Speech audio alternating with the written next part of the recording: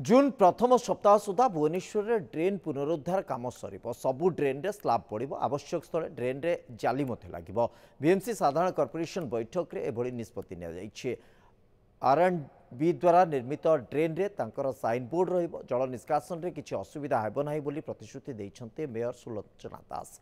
एहा छड़ा माछ मार्केट विभिन्न स्थान रे निर्मित अबाकुतिबा परिबा हाट संपर्क रे मध्य बैठक रे आलोचना हैछि। भुवनेश्वर 23टी वार्ड रे वार्ड ऑफिस पाई कॉर्पोरेटर माने समानकर मत दैछन्ते। कलिंग स्टूडियो छक निकट आयुर्वेदिक हॉस्पिटल सम्मुख रास्ता निर्माण R&B करिबो। एथि सहित 80 वर्षरू अधिक वयस्क भत्ता समस्यार समाधान पाई कॉर्पोरेटर सहित आलोचना करा जाय सरकार को प्रस्ताव दियाजिबो बोली मेयर कहछन्ते। तो हाट गुड़ा को आम डेभलप करने चाहूँ सबू हाट गुड़िक तार ता सहित अलग जो आम जो टेक्निक यूज करने को चाहूँ जिते भेंडिंग जोन अच्छी केमती इनक्लूड कराब से सब देखागला।